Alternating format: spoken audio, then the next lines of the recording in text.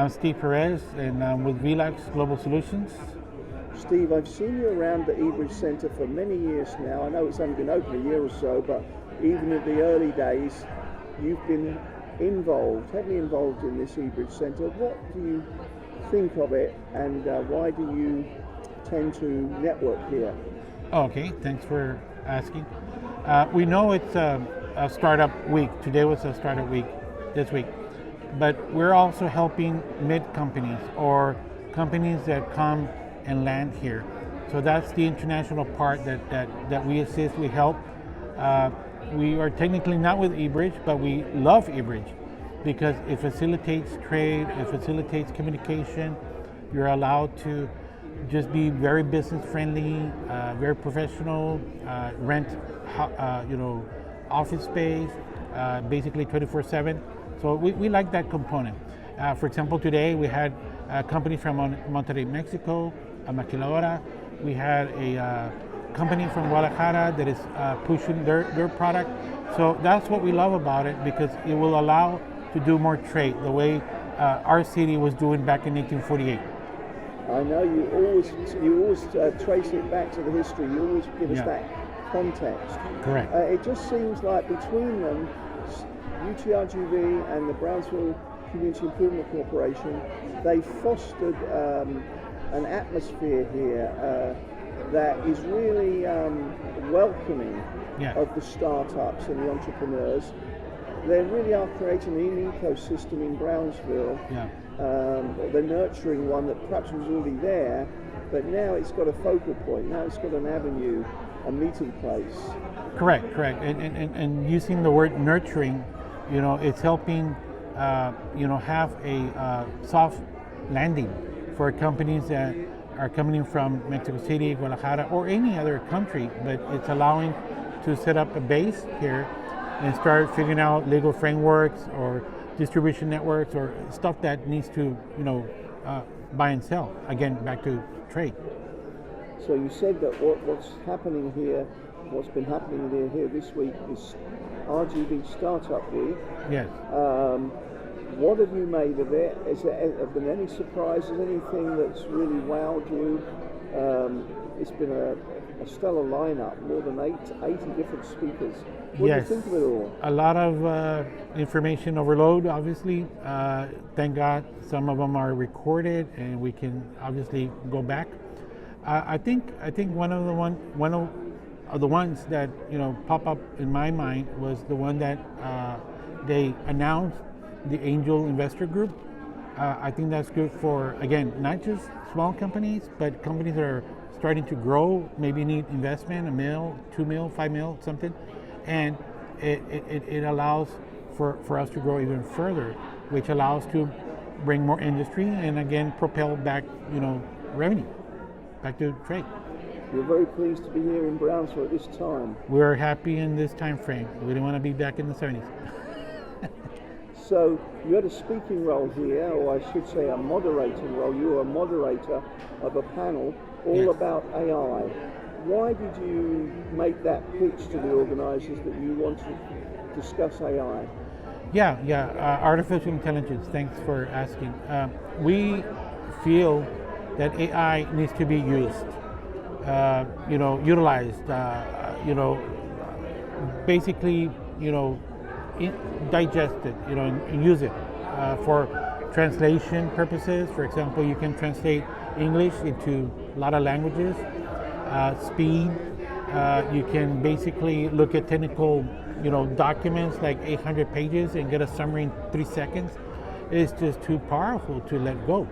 So using that for e-commerce, back to trade, it allows to make things a little bit easier because, believe it or not, we're in the year 24 and people in Mexico can't buy books and people in the US can't buy pan de pulque, which is ridiculous.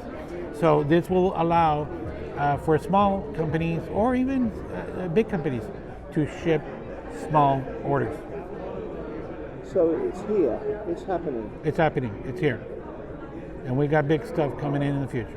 And there's so much interest in this subject today, isn't there? Yes, there's a lot of interest in AI because it's happening, right? It's kind of like when I don't have the exact year, but it's basically when the car was invented, right? 1920s or something, or 1911.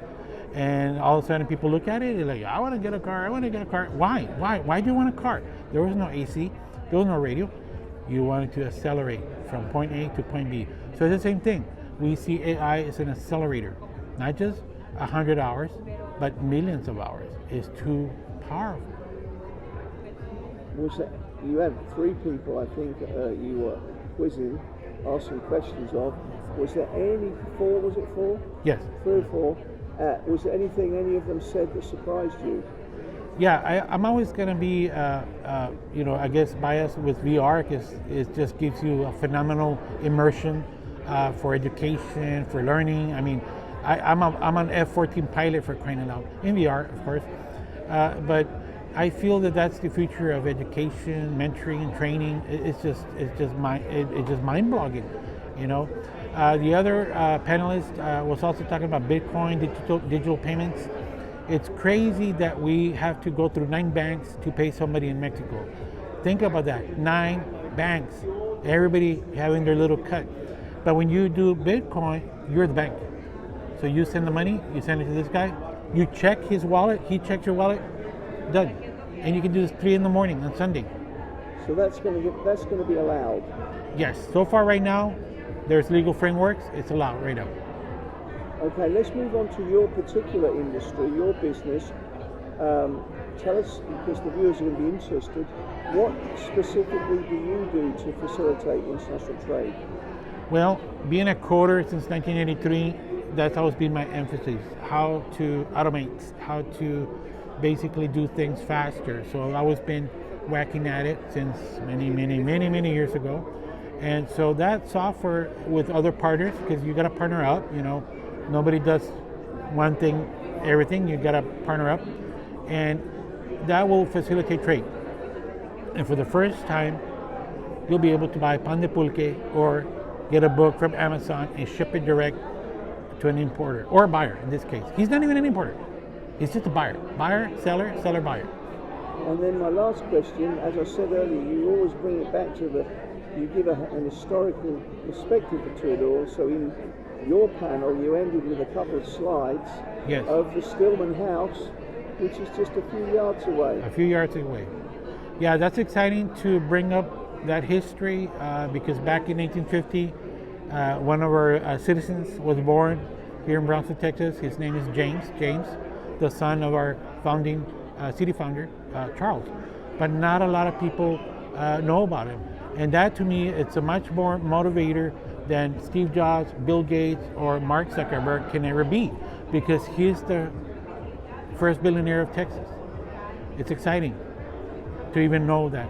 And I would imagine a lot of people in Brownsville not even aware. No, they're not aware. Never mind the rest of the U.S. Oh, no, they don't know. But we know, so we gotta bubble it up and get motivated and be just a simple trader like he did.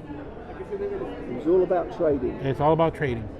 And of course, in those days, this was Mexico. This was Mexico. Back in, actually, we're celebrating 200 years.